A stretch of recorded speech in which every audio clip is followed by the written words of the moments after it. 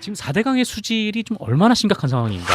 그러니까 이걸 뭐 수치로 해서 뭐 BOD가 뭐 얼마에서 얼마로 뭐 나빠졌다, COD가 얼마로 얼마 나빠졌다 하면은 네. 저희들은 이해하지만 네. 일반 국민들로서는 저도 이해 못합니다. 졸리잖아요. 그래서 저는 이 4대강 수질이 정말 나빠졌냐, 얼마나 네. 심각하냐라고 묻는다면 올 여름에 네. 이 방송을 듣는 그 국민들께서는 올 여름에 꼭 낙동강이나 금강에 한번 꼭 가보시라고 말씀드리고 싶습니다. 가서 현장에 가서 네. 그 왜 녹조라떼는 말이 나타났는지 네. 녹조 카펫, 녹조 잔디라는 말이 실감 날 것입니다. 그래서 눈으로 보지 않고는 알 수가 없어요. 그래요. 그래서 중요한 것은 4대강 사업하기 전에는 똑같은 현장에서 그때는 강물이 흘렀었고 그때 네. 녹조가 없었다는 겁니다. 근데 흐르는 강을 막아가지고 호수화되고 하다 보니까 결국은 녹조가 매년, 그것도 뭐 걸르는 거 아니고 매년 여름이면 이 녹조가 발생하는 겁니다. 그래서 수질 문제 중에서 가장 이제 중요한 것은 녹조 문제다. 그래서 이것은 현장에 가서도 꼭 좀 한번 보시라. 네. 그렇게 말씀. 실제로 이 상황이 굉장히 좀 심각한 상황이다. 이 수질 오염 문제가. 네. 그렇다면 저희가 사실상 4대강이 저희 식수원이지 않습니까? 네. 대한민국 국민들의 식수원인데 식수 문제까지 대두될 가능성까지 있는 건가요? 그러니까 이제 이게 아까 모두에서 잠깐 말씀드렸는데 네. 식수 문제는 이제 낙동강에서 심각합니다. 낙동강에서. 예. 낙동강 그 대구시라는 그 인구가 밀집된 그 도시가 있고 부산시가 있잖아요. 근데 그 부산시나 대구시가 전부 다 낙동강에서 취수를 해요. 네. 그렇죠? 그다음에 이제 그 인접한 도시들도 그래서 인구로 따지면 1,300만 인구가 식수를 공급받고 있는데 녹자가 발생하면 여러 가지 발암 물질이 네. 증가하게 된다고 이렇게 전문가들은 말하고 있고 그래서 이제 정부에서는 뭐 그렇지 않다고 하는데 근데 우리가 건강 문제는 상당히 그 국민들이 관심을 가지잖아요. 그렇죠. 그렇죠. 그래서 이 녹조와 건강과의 관계는 좀 더 공개적으로 심층적인 조사가 필요하다고 보고요. 네. 그 다음에 정부에서 아무리 아직 낙동강 물이 아직 안전하니까 드셔도 괜찮습니다 하지만 사실은 우리가 지금까지 정부 발표대로 따랐다가 손해 본 게 많았었잖아요. 아, 엄청났죠. 그렇죠? 농사도 그렇고 뭐 그래서 사실은 정부 발표를 그걸 받아들인 사람이 몇 %나 될 것인지. 그래서 국민들은 불안하다 이겁니다. 불안하죠. 그렇죠? 낙동강 그 주민들은 불안한 거예요. 그러니까 대구시에서는 취수원을 낙동강에서 취수하고 있는데 그걸 안동댐 상류로 더 올라간 거예요? 이전에 그런 계획을 한번 추진한 적이 있었어요. 아, 그래요? 아직 실현 안 됐지만. 대구 쪽에서 있는 물도 이미 식수원으로 쓰기가 좀 국민들이 불안해요. 네, 불안하다. 그러니까 저 상류를 안동댐으로 옮길 그런 계획을 세운 적이 있고 네. 그다음에 작년에 홍준표 경남지사가 상당히 좀 언론에 자꾸 이제 무슨 돌출 발언을 많이 하시는데 그분도 작년에 부산시가 지금 낙동강에서 그 물을 취수하는데 그 지리산에다가 댐을 만들어서 취수원을 지리산으로 이전하겠다라고 발표를 한 적이 있습니다. 아니 멀쩡한 낙동강을 놔두고 아니 그리고 낙동강이 오염돼 있습니다. 그러니까요. 그러니까 거기 왜 보루 세워가지고 왜 그러니까 지리산까지. 이제 환경부에서는 이제 중앙정부니까 아니 식수로서 문제 없습니다. 안심하십시오. 하지만 실제 현장에서 주민들은 불안하고 그러니까 지방정부에서는 이러한 주민들의 불안을 고려 안 할 수가 없죠. 그 정도로 이제 낙동강은 좀 심각한 상황인가 보네요. 네, 아예 뭐 지리산으로 옮기겠다라고 말할 정도로.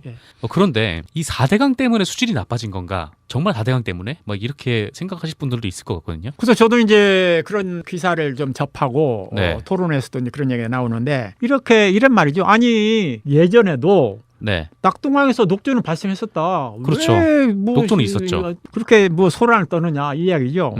그런데 그걸 이제 일반 사람이 말하는 게 아니라 그 분야 최고 전문가라는 뭐 대학 교수, 수지리 전공인 뭐 이런 사람들이 말하니까 국민들로서는 헷갈리는 거죠. 그렇죠. 분명 녹조가 있는데. 그런데 그러니까 우리가 좀 이제 자세히 들여다봐야 돼요. 낙동강에서 4대강 사업 이전에도 녹조가 발생했었다. 형식적으로 맞는데 또 어디에서 발생했느냐 이거죠. 어디서? 그러니까 낙동강 아마 가보셨겠지만 부산 그 근처에 하구뚝 있잖아요. 거의 이제 하구둑. 바다와 만나기 예, 직전에 그 있는 직전에. 하구둑. 그러니까 네. 낙동강에서 이전에 녹조가 발생한 것은 하구둑으로 막혀 있는 그 고여 있는 부분 거기에서 발생한 거예요. 사실상 식수로 쓰지 않는 그러니까 바다로 이제 나가는 물들이 거기서 고여 녹조가. 있으니까 네. 그 호수처럼 되니까 네. 거기서 발생한 거고 중류나 상류는 흐르는 강물이니까 괜찮았는데 네.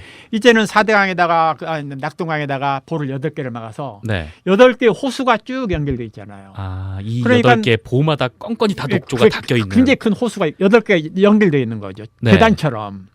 그러니까 녹조가 제일 아래에서 발생하는 게 아니고 제일 마지막 제일 상류에 있는 보까지 중류, 상류 합치 모든 곳에서 다 발생한다 이거죠. 대체로 이제 식수는 상류에서 취수하기 때문에 중류에서. 그 대구시는 이제 그 중류고.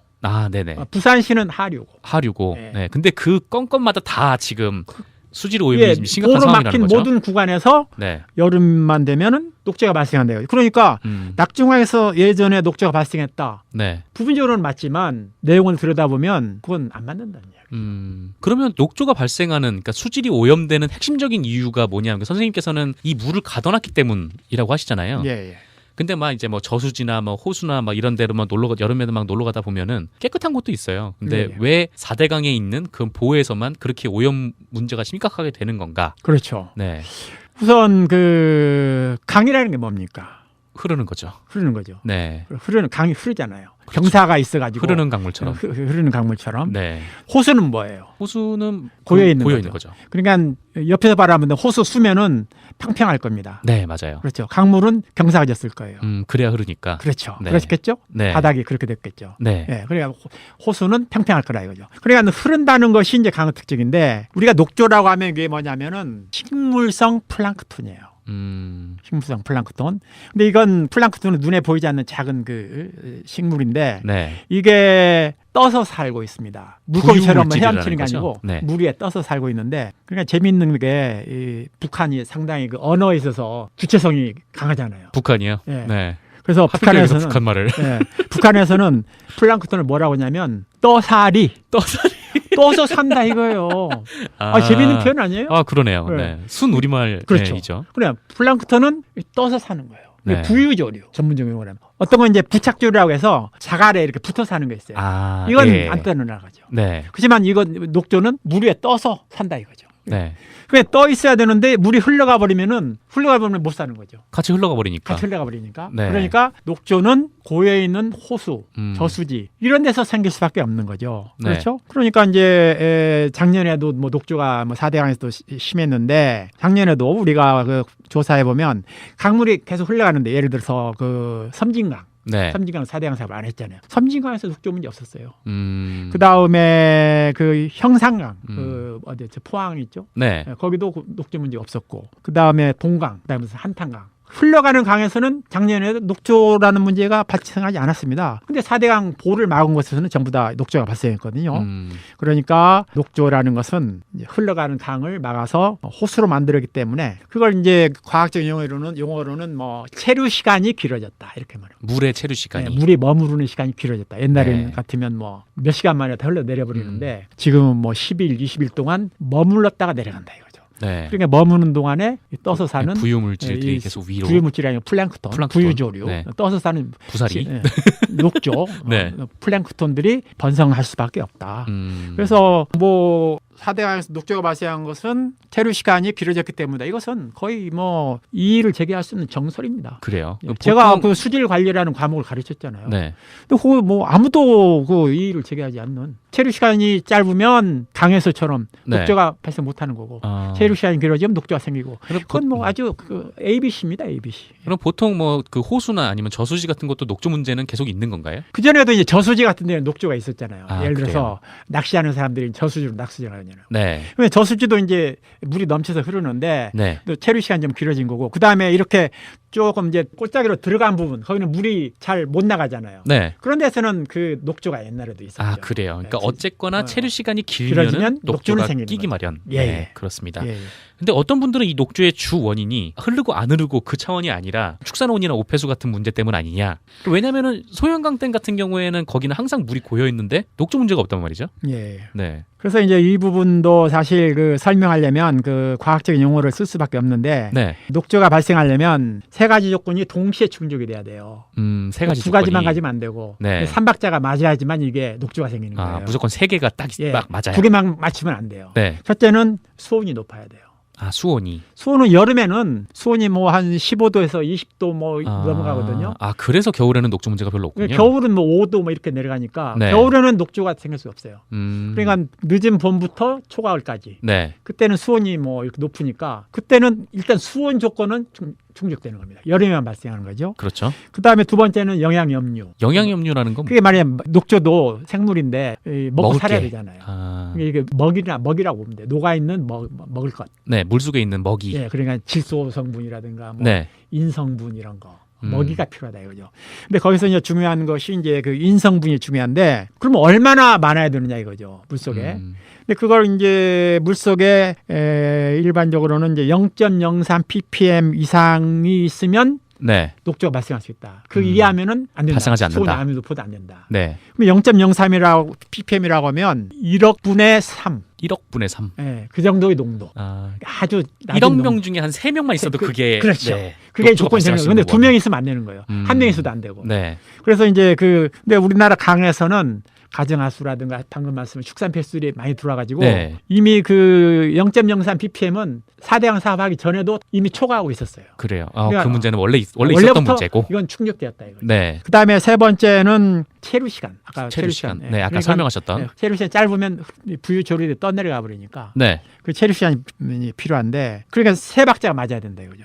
그러면 체류 시간이라는 건 얼마나 필요하면 되게 이제 이것도 뭐 사람마다 달리면 한 5일에서 10일 이상의 체류 시간. 물이 한 5일에서 10일 정도 머물렀다가 흘러가는 네. 호수에서는 녹조가 발생했다. 그러니까 이 세 박자가 맞아야 돼요. 그러니까 영양염류는 충분하지만 네. 과거에 그 4대강에서 녹조가 발생하지 않은 건 강물이 흘러가니까 체류 시간이 너무 짧은 거예요. 이 세 가지 중에 유속이라는 하나. 그렇죠. 그러니까 원래 여름에는 기온이 워낙 높고 영양염류는 원래 있었고 근데 네. 물이 흘렀기 때문에 녹조가 껴지지 않았다. 예. 근데 지금은 물을 가둬놨기 때문에 체류 시간이 이제 길어지니까 마지막 3박자가 딱 세 박자가 맞아가지고 네. 여름이 되면은 겨울은 안 되고. 아니 그러면 소양강댐에서는 왜 그게 안 되는 건가요? 그래서 이 부분은 참 저도 많이 이제 인터넷에서 검색해 보니까 그렇게 나오던데. 검색을 해보셨다고요? 아니 이걸 주장한 사람이 왜 소양강은 체류 시간이 심지어는 1년이 넘거든요. 네. 365일이. 소양강은 그렇게 체류 시간이 길도 녹조가 발생하지 않는데 그건 뭐 맞지 않는 이론이다. 교수님도 검색을 해서 정보를 얻으시는군요.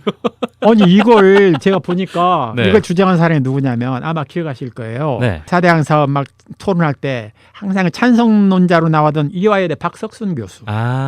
이분이 이렇게 주장하는 거예요. 소양강공을 보라. 체류 시간이 그렇게 길어도 네, 맞아요. 녹조 안 생기지 않느냐.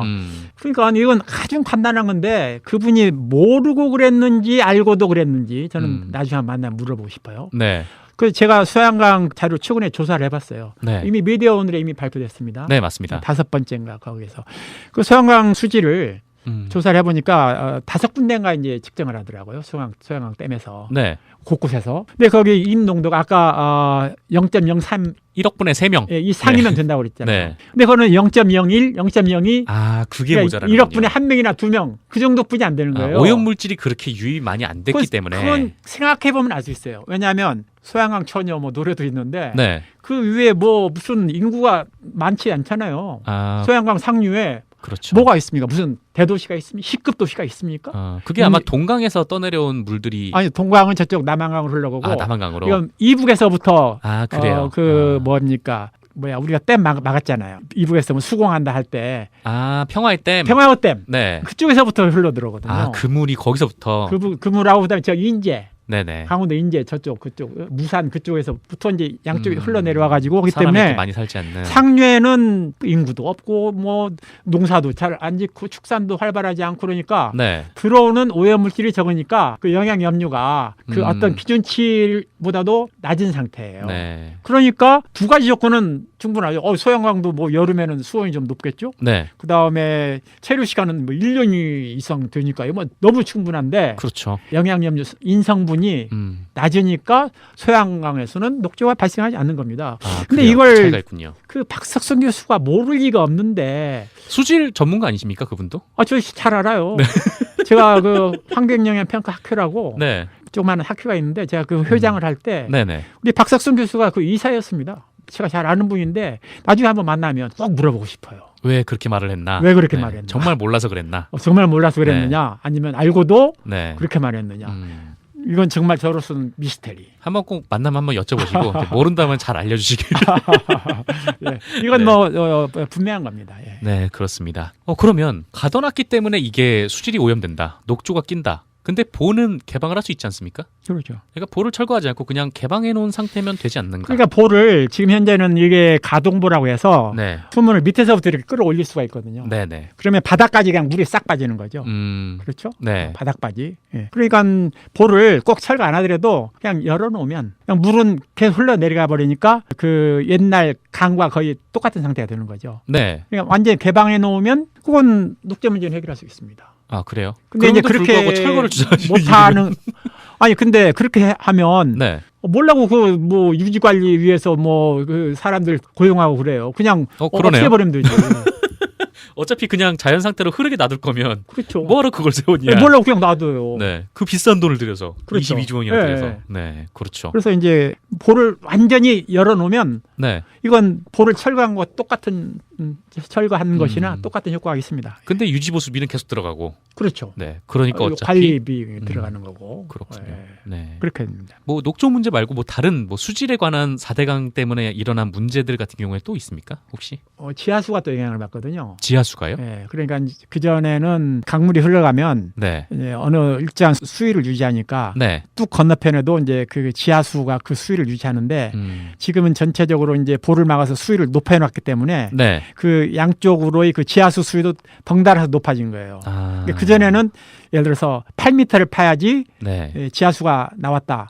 근데 지금은 예를 들어서 뭐 1m만 파도 지하수가 나온다. 그래서 이 지하수가 양쪽으로 지하수위가 올라와서 생기는 문제들도 있는데 이건 뭐 다음 기회에 네.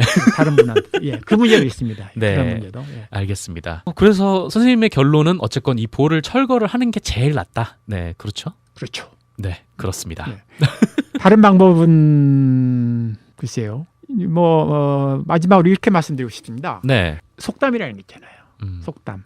속담이라는 게 참 그 지혜로운 거잖아요. 네. 쭉 전해 내려오면서 우리가 알고 있는 고인물을 썩는다. 고인물을 썩는다. 하는 속담이거든요. 네. 근데 우리 조상들은 오랫동안 그 강물을 이용해서 농사를 짓고 또 관찰했을 거 아니에요. 그렇죠? 강물을. 그래가지고 우리 조상들은 사실 그 과학적인 용어는 몰랐어요. 뭐 녹존이 무슨 뭐 마이크로시스틴이 뭐 플랑크톤이 이런 거 몰랐지만 남조륜이 이런 말도 없었지만 물이 고이면 썩는다는 사실을 오랫동안 관찰한 거예요. 그래서 만들어진 것이 고인물을 썩는다는 속담입니다. 네. 그래서 4대강 사업으로 인해서 물을 고이인 거죠. 고이게 만든 거죠. 그러니까 당연히 썩는 거죠. 그렇죠. 그러니까 그걸 개선하려면 물을 고이지 않게. 네. 그러니까 흐르게 하면 됩니다. 뭐 다른 방법이 있을 수가 없습니다. 예. 그 왜 볼을 세워가지고 물을 고아놓은 그러니까 이유는 뭐라고 보세요? 목적이 이제 문제인데 네. 원래는 대운하부터 시작했단 말이에요. 결국 또 그 얘기로 네, 돌아갈 수밖에 대운하부터 없는. 시작해서 운하를 계획을 발표할 때 낙동강에 8개의 관문을 만들려고 했단 말이에요. 낙동강에. 네. 근데 이제 중간에 뭐 촛불 집회 뭐로 인해 가지고 국민들이 그때 반대 여론이 한 60% 정도 됐었거든요. 네. 높으니까 하지 않겠다고 했는데 그 미련을 못 버린 거죠. 이명박 그 대통령이. 네. 그래서 말하자면 이제 비밀 타스크포스 팀을 만들어 가지고 네. 수위를 6m로 하고 그다음에 이제 그 보라고 해서 만들었는데 그 보 위치가 대운하 사업에서 발표했던 관문 위치하고 똑같은 거죠. 그렇죠. 그러니까 우리는 그 발표 보고서 이건 운하를 염두에 대운하다. 넣구나라고 금방 알았어요. 근데 일반 국민들은 그 설명하려면 설명해도 좀 잘 그렇죠. 약간 좀 어려운 얘기기도 하고. 예. 근데 우리는 딱 발표할 때 벌써 알았어요. 그러니까 배가 가려면은 배가 원래 아까 말씀하셨듯이 강이 위에서부터 아래로 내려가는데 그렇죠. 거기에 배가 거슬러 올라가려면은 관문이 필요한 거죠. 관문이 필요한 거죠. 그러니까 물을 딱 내려가지고 배가 싹 올라가서 다시 이렇게 지나가고 그렇죠.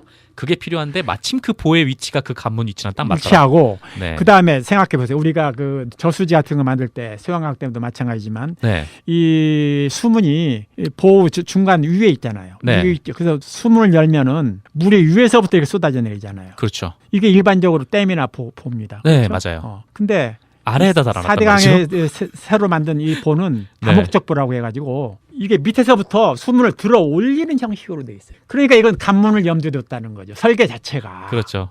위에서 쏟아지면 배가 다닐 수가 배가 없으니까. 못 가니까 밑에서부터 들어 올리는 네. 그러한 형식의 가동볼을 볼을 만드는 거죠. 우리는 딱 그걸 보고서 아 이건 운하를 염두에 뒀구나. 네. 금방 한 거죠. 알겠습니다. 그건 돈도 더 많이 들고 맞아요. 관리 비용도 많이 드는데 왜 하필이면 그렇게 복잡하게 만드느냐 이거죠. 네, 그냥 위를 열어가지고 그냥 쏟아서 내리게 하면 되는데. 예. 그러니까 현재 있는 보 밑에다가 네. 한 뭐 100m나 밑에다가 똑같은 모양의 볼을 하나 만들면 이게 네. 관문이 되는 거죠.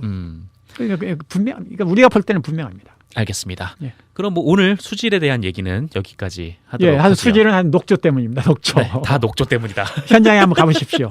예. 네, 알겠습니다. 현장에 우리 가봤다는 말로. 그 정 기자님도 한번 현장에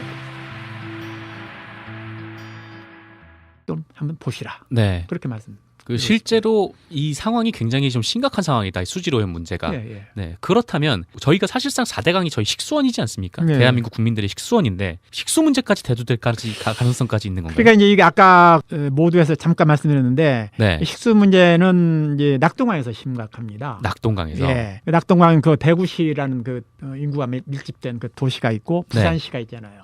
근데 그 부산시나 대구시가 전부 다 낙동강에서 취수를 해요. 네. 그렇죠? 그다음에 이제 그 인접한 도시들도 그래서 인구로 따지면 1,300만 인구가 식수를 공급받고 있는데 녹자가 발생하면 여러 가지 발암 물질이 네. 증가하게 된다고 이렇게 전문가들은 말하고 있고 그래서 이제 정부에서는 뭐 그렇지 않다고 하는데 근데 우리가 건강 문제는 상당히 그 국민들이 관심을 가지잖아요. 그렇죠. 그렇죠. 그래서 이 녹조와 건강과의 관계는 좀 더 공개적으로 심층적인 조사가 필요하다고 보고요. 네.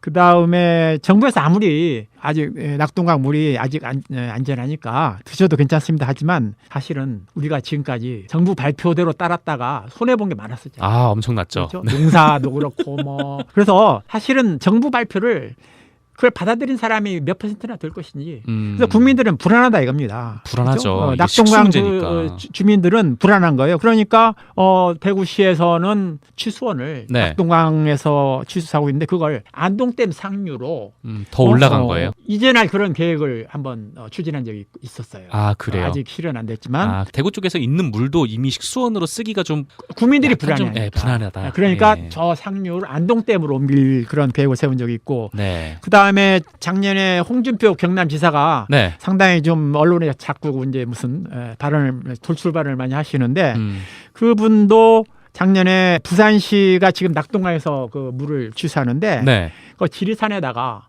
댐을 만들어서 취수원을 지리산으로 이전하겠다라고 발표를 한 적이 있습니다. 아니 멀쩡한 낙동강을 놔두고 아니 그리고 낙동강이 오염돼 있습니다. 그러니까요. 그러니까 거기 왜 보루 세워가지고 왜 그러니까 지리산까지. 이제 환경부에서는 이제 중앙정부니까 아니 식수로서 문제 없습니다. 네. 안심하십시오. 하지만 실제 현장에서 주민들은 불안하고 그러니까 지방정부들이 거기에서 고여 있으니까 네. 그 호수처럼 되니까 네. 거기서 발생한 거고 중류나 상류는 흐르는 강물이니까 괜찮았는데 네. 이제는 4대강에다가 낙동강에다가 볼을 8개를 막아서 네. 8개 호수가 쭉 연결돼 있잖아요. 이 그러니까 8개 보마다 껌껌이 다 녹조가 닦여 있는. 굉장히 큰 호수가 8개가 연결돼 있는 거죠. 네. 계단처럼.